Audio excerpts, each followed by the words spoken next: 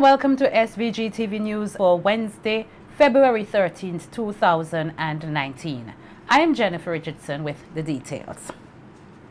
Opposition Member of Parliament for West Kingston, Daniel Cummings, has accused the Ministry of Health of acting irresponsibly relating to the issue of a patient he claimed died as a result of active tuberculosis.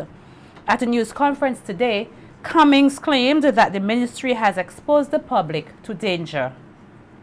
Cummings said, reading from a document between a medical doctor and the chief medical officer confirms in his view clear evidence that there was active tuberculosis at the mental health center. The lady stated, name removed, that she was duty-bound, constantly in close contact with a tested, positive, active TB, stroke, other infection, male patient, recently deceased. This understandably further compounded their anxieties. This is the doctor writing to the chief medical officer, who apparently was challenged for requesting leave of an employee of the mental health institution who was traumatized on learning that a patient that this person used to bathe and take care of died from active TB, and she was not told or she was given no protection. Cummings accused the government of trying to hide important information from the public. One case, mind you, know, one case I'm dealing with. There are other cases. But this individual demonstrated for 2 straight weeks all of the clear signs and symptoms of somebody with active TB, continuous coughing and discharging blood, and known, as I said, to be in the vulnerable group. Yet nothing was done. Nothing given to those who had to care for him to protect themselves. No information passed to the public, to visitors, or to the staff of the institution. Those people were allowed to be exposed. Those workers were allowed to go back to their families after having been exposed. And the nation was not told that there's a problem of TB at the mental health institution. You understand my anger with this? When there comes denial, and denial in no less a place than in the House. The West Kingston MP said the action by the Ministry of Health is reprehensible. When so many other doctors in this country have been treating active TB cases, but are constrained by their professional ethics from going public. It is in that background that I find this behavior of the ministry led by Senator Luke Brown to be so, Senator Luke Brown, the Minister of Health, to be so reprehensible. I tell you. The opposition MP also reiterated his statement today that there was a shortage of tetanus vaccines in the country, despite what has been stated by health officials. Accidentally. And when the minister challenged, you recall I said to him during the last 6 months, I wanted him to recognize that I know what I'm talking about and to tell the truth. But instead, he chose to paint me to be a liar. I know that there is no vaccine because several of my constituents came to me with dreadful cases where their own medical practitioner wanted, out of an abundance of caution, an extreme situation to make sure that they got this vaccine. And it was not available anywhere. It was not available anywhere. Why would anybody want to hide the fact that medicine was out? Meantime, Minister of Health Luke Brown said the comments made today by the opposition member of parliament for West Kingstown are irresponsible. Speaking with SVG-TV via telephone, the health minister said the issue has already been ventilated in parliament and that he stands behind the statement of the health professionals that there are no cases of TB at the mental health center or anywhere else in the country. Is the matter concerning tuberculosis at the Mental Health Rehabilitation Center. I wish we could just cease and desist from irresponsible comments on these subjects. The Prime Minister, for instance, when he was making his contribution to the debate, he made the point, or he laid a statement in Parliament. This is a document of the House, a document which was signed by the Medical Officer of Health, signed by the Senior Nursing Officer at the Mental Health Rehabilitation Center, signed by the Infection Control Specialist in the Ministry of Health, Wellness and the Environment, who is stationed at the hospital. These are people who deal with tuberculosis. They have said in no uncertain terms that there is no active tuberculosis at the Mental Health Rehabilitation Center.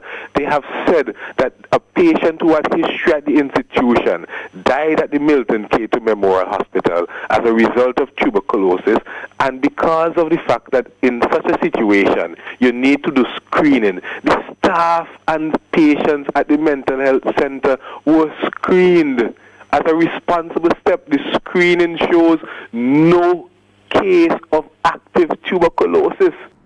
The health minister said the medical professional involved will not hide the truth and will do all they can to protect the public. I just went to the mental health rehabilitation center yesterday, Tuesday, for a meeting. Or rather, the meeting was on Monday. I just went to the mental health center for a meeting on Monday with the staff, with all the doctors. I didn't go inside there wearing any kind of face mask or anything of the sort. I didn't go inside there with any kind of trepidation. You think I will, if I am Minister of Health and I know that there is a situation that is difficult out there, that I'm going to find myself out there with a meeting? I mean, we just have to be more responsible. We acknowledge what happened. We acknowledge that there was a patient with history there who died as a result of we just have to be more responsible. We acknowledge what happened. We acknowledge that there was a patient with history there who died as a result of tuberculosis and other medical complications. And we responded as a responsible ministry should respond. And this is, I don't want you to take my word for it on this, I want you to take the word of the people. Minister Brown added that there is no risk of an outbreak taking place here as there is no active TB case. And if we were to put this thing in context, really, it's not as if there is any chance or risk or anything of an epidemic breaking out or anything of the sort. I mean, on an annual basis, we only see something between 3 and 6 cases of tuberculosis throughout the whole country. This is a disease that is actually in its elimination phase. And we are going to continue to be responsible so that we could see it into extinction or elimination as far as St. Vincent and Grenadines is concerned. That is the kind of conversation that we're going to have.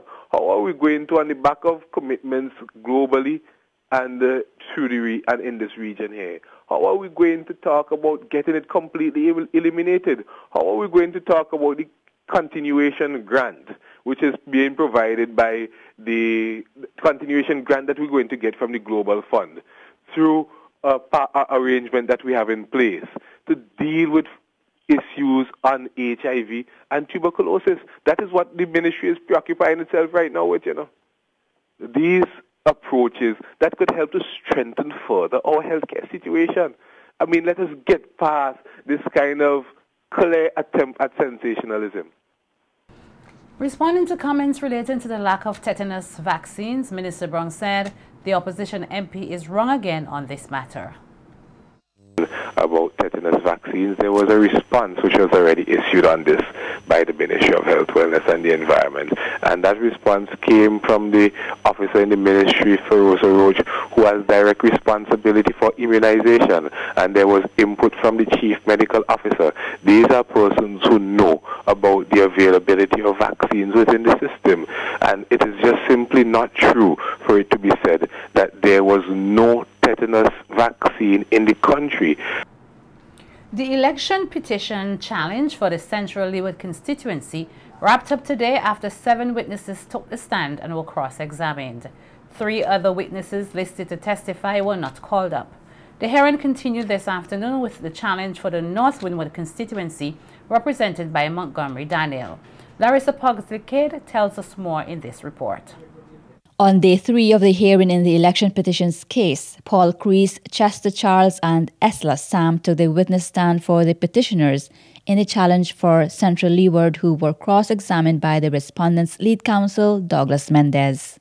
Paul Crease, who was a polling agent, was asked if he knows that stamps and initials should be on ballots. He said he knows, but at the time of the count, he did not pay much attention to them as he was mainly focusing on the votes. Crease's statement was submitted in June 2018 and was not signed. When questioned why was it not signed, he said because he was out of state. Mendez further questioned how he took his notes, to which Crease said he took notes as things were unfolding at the count. Mendez said that Crease's evidence suggests something different at the time recorded did not correspond. Following on that statement, Mendez asked about his notes, which Crease said were not the original but a second copy. Chester Charles was another polling agent to take the stand today. He was asked how many ballots he looked at. He said he couldn't recall, but that it was several. His cross-examination lasted less than 15 minutes. The last witness called up for the Central Leeward challenge was Esla Sam. Certain statements were not allowed by Judge Stanley John as they were dealt with in the last hearing before Justice Esco Henry. Sam, after being cross-examined, admitted that she made an error in the figures. She said her notes were submitted to her lawyers. 3 other witnesses who were listed to be called up were not cross-examined. Also in court today, petitioner Benjamin Exeter was permitted to show a video recording taken on the day of the counting of ballots as part of his evidence. The video showed Exeter protesting the ballot boxes that Winston Games presided over. Following the closure of the petitioner's case for Central Leeward, Judge Stanley John proceeded with the North Windward's petitions, which challenges the win by Montgomery Daniels. Lawyers for the petitioners are Keith Scotland and Zinga Edwards. The first witness called up was Derek Smart of Georgetown, who claimed that his vote was not accepted by the presiding officer, Ms. John, and that John was very vocal towards him. Mendez asked if he knew the reason why. He said because it was alleged that he took a picture of his ballot. When asked if there was a sign that says no pictures allowed, he answered in the negative. Several persons testified to hearing and seeing flash when Smart was in the booth. Mendez further questioned if he had his phone on him, to which he answered always, but that his phone was in his pocket. He maintains that he did not take any pictures while in the voting booth. The other witness for the North Windward challenge who took the stand today said ballots were exposed due to improper handling. The petition hearing continues tomorrow. Reporting for SVG-TV News, Larissa Pogsley-Kidd. The SVG Professionals Taxi Association, a non-profit organization registered on May 2nd, 2018, is making an appeal to the general public, in particular those living along the waterfront in Buckerman Bay, to desist from littering. The appeal came during the association's first ever cleanup campaign, which was held last Saturday, February 9th. The beach cleanup exercise was a collaborative effort between the association, the National Parks, Rivers and Beaches Authority, and the Solid Waste Management Unit. President of the SVG Professionals Taxi Association, Arrington Bergin, said that the Buckerman Bay beach cleanup was critical as the beach was in dire need of cleaning. They are littering on top of it. It has not been actually clean for a while, but I think most of it were litters. There are a lot of stuff that is there litter because you can see like some of the areas where some of the guys are doing coconuts and they just take the stuff and just throw it. For the members of the community, I will suggest to them that if they take the initiative within themselves and when instead of dumping it elsewhere, find a way that they could put it in one area. We plan to, because we are having a meeting this afternoon, so I approach the solid waste and ask them to go put a skip down here, that at least they can use it, the initiative, so they can't say that they don't have nothing to put it in, that they can throw their garbage and stuff in from within the area, from off the beach. There are persons within we are discussing and talk about when they come to Bukom, it's a beach that they used to come and bathe before. The result come here and then it's not really proper, so we decide that we'll take the initiative, though Mr. Duke, who is the driving force behind it from down here, says that he had notified the fishermen for them to assist in it, but we haven't seen any of them turn up. But at the end of the day, we just decided to just get it done. Meanwhile, retired teacher Bradley Brooker, who is also a member of the Bukom Bay Neighborhood Watch Group, said that he was pleased with the initiative taken by the SVG Professionals Taxi Association. Since my retirement, I spend most of my time on the waterfront here in Bukom, and the idea came to us one day that we should really be active in making this place more attractive towards the tourists and otherwise. So when I heard my friend Michael Duke mention that the Taxi Drivers Association was planning a cleanup campaign, I was with him all the way, and several of us decided to come out and help out today. A lot of the younger folks, people who are 30 years and under, they're not willing to help. Most of the people who are helping are 30 years or older, and we really would like to appeal to the community of Bukom and the surrounding area to come out and help. This is not about government, this is not about individual, it's all about making our land safe for us, because we know about environmental degradation and all those things, and we really needed the young people to come out and help. In my opinion, they're just too lazy or reluctant to come out and help. I applaud all the organizers and I applaud my members of my Bukom community that this is a great venture and it should not be a one-off shot. And Vice President of the association, Eli Francis, said the beach cleanup was for a worthy cause. Every community, there is a principle of self-help, and it's really commendable to see so many of the villagers coming out to join with members of the Taxi Association to do a cleanup of Bukom Bay Beach. The SVG Professional Taxi Association pledges that this cleanup campaign will be a continued effort. The Gummy Methodist School held its fairy tale drama show today as part of the school's Literacy Week of activities under the theme Read Up and Solve Up. At the fairy tale drama show, students portrayed different fairy tale characters and dramatized fairy tale stories that they have read. Here is a snippet of some of the students' presentation. Where are you going? I'm going to my grandmother's house. Why don't you pick some flowers for your grandma? That's a good idea. So she stops and picks a big bunch of flowers, and the wolf runs really fast to Granny's house. Knock, knock, knock. Is it raining? No, it's a big bad wolf. So Granny runs and hides under the bed. The wolf comes in. Nobody had. So he flew into a jealous rage. I can't believe this! Let Snow White better than me! And she ordered her huntsman to take Snow White into the woods and be killed. That's my bullet!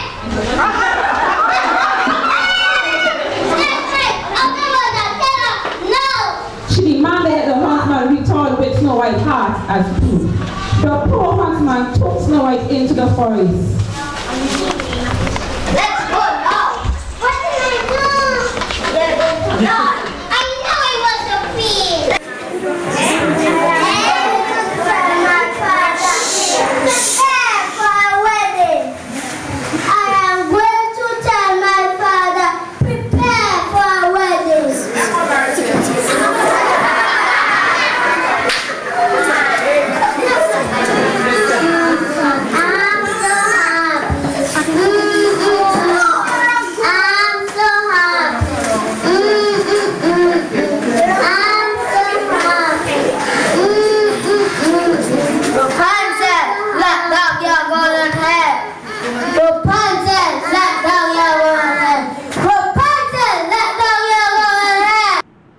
Teacher and coordinator of the Literacy Week of activities, Melissa Qualis, told SVG-TV News that the objectives of the fairy tale drama show were met and surpassed their expectations. Now, the aim of this activity today is to help to motivate the students to build their confidence level and to give them a chance to express themselves in a different way. You know, every day you're in the classroom, and yes, they get a chance for physical education and all the other stuff, but this is an avenue for them to express themselves in a different way. The other thing for CPEA, where they have to write their reports and so on, book reports, this would give them an opportunity to familiarize themselves with the books, because in order for them to act the way they did today, they have to be familiar with the books. And I am really taken aback. I never knew that these students were so brave. They did a very good job today. So our fairy tale day today, tomorrow we have in the morning a movie for the students, and we've decided to show them the movie Gifted Hands. This movie portrays a man, a young boy at first who was very poor. His mom couldn't read, but even though she could not read, she ensured that he did his homework. He read a lot of books, went to the library, and he was self-motivated, and I think this would be quite motivating for the children. That's the reason why we chose that. In the afternoon, we would have our karaoke, where the children would sing. They've already practiced their songs and so on, and we're going to have a wonderful time tomorrow. On Friday, which wraps up our literacy week, we will be heading to Fort Charlotte, then we come back to the Botanical Gardens, and we... Some of the students who acted in the fairy tale drama show told our news team more about the characters they were portraying and some of the fairy tale books that they usually read. And tell us the character that you're acting today.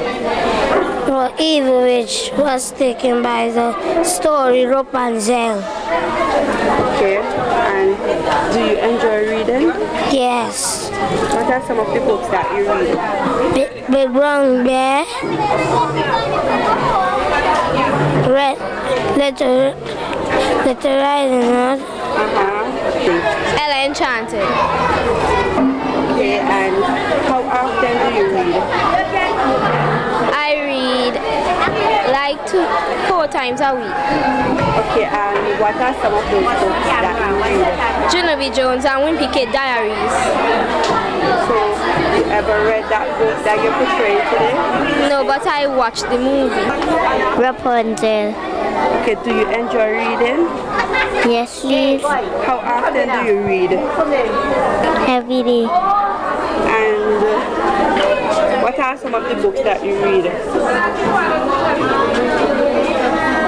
Clifford, Little Riding Hood, Rapunzel. Alright. And what is the character you're portraying today? Goldilocks and the 3 Bears. So I'm Goldilocks. Okay. Would you like reading? Yes, please. What are some of the books that you read? Big Brown Bear, Little Red Riding Hood, and Tina's Taxi.